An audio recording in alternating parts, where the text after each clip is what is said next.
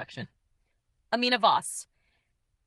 Today we're speaking with Nova Rayne, the powerhouse soul vocalist shaping the new era of music under the SMART360 Deal and the AHUA Coin creative estate system.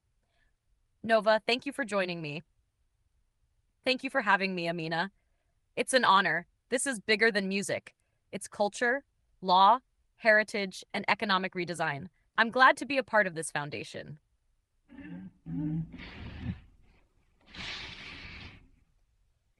Nova, for the record, how would you describe the intention behind Level Up's new SMART360 Deal? Well, long story short, the SMART360 Deal is the updated evolution of what the old 360 Deal should have been, but never was. The original 360 Deal, I used to teach about it. It took from artists, it stripped them. This one, it doesn't fuck over the artist. It creates balance, it creates sustainability. It gives artists real percentages, real lifestyle support, real upward mobility. This is ownership, partnership, and protection, all 360 degrees of the creative life. Your explanation touched on the label's internal private system, including the AHUA Coin. For public clarity, how would you explain that? Well, the AHUA Coin internally is like a value system plus award system, built inside the estate. It's worth $1.5 million in internal value, basically a super stipend that stabilizes artists, creators, and contributors. You get housing, resources, a protected creative environment, transportation, access to a private internal economy. This isn't Wall Street. This is an indigenous, architectural, community-driven ecosystem designed by Freddie A. Ahua El Bey.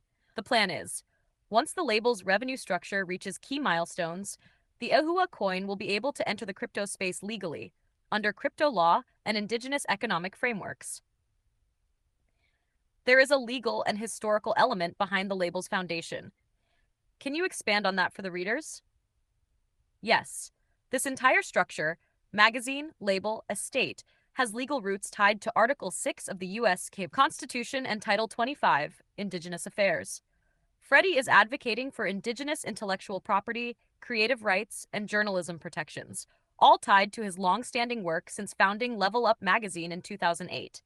He's doing something that no one else in publishing or music is doing, using journalism as law and law as creative protection. Amina Voss. Let's address the topic that recently caused public concern. Your founder's USPTO trademark suddenly appearing as dead. How did you interpret that situation? It's serious and suspicious. The trademark was registered, it was active, it then got marked dead because of a missing declaration. During the exact period, the trademark was the center of a legal conflict and public use disputes. To me, that looks like interference. It looks like pressure. It looks like someone wanted the brand vulnerable. If you were advising Freddie A. Williams directly, what would you recommend? Nova Rayne. 3 things. 1.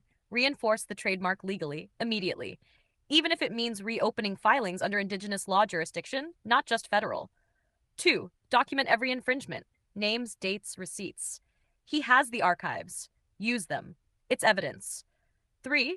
Stop trusting that the system will do the right thing. As I said in the previous answer, he trusted the federal system to honor timelines. He shouldn't have. Mistakes are not finales, they're fuel. I'm going to ask something uncomfortable. Some critics have questioned Freddie's artwork in his early portfolio, the surreal, symbolic, and experimental pieces at /toin-tracks.squarespace.com/exhibit-exhibited. Some outlets even attempted to spin it as unsettling or questionable. How do you respond to that? People attack what they don't understand. His artwork is symbolic, indigenous, Afro-surreal, ceremonial, not mainstream. And because it isn't digestible, critics demonize it. But artistry that scares people is usually the art that shifts culture. History always proves that.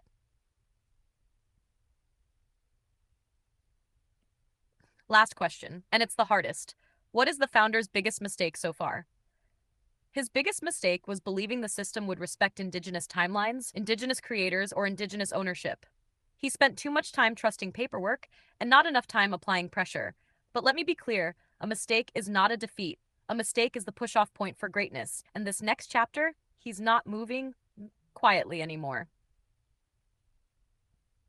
Amina Voss. Nova, Thank you. Your clarity, your strength, and your truth are what this label represents. Thank you, Amina.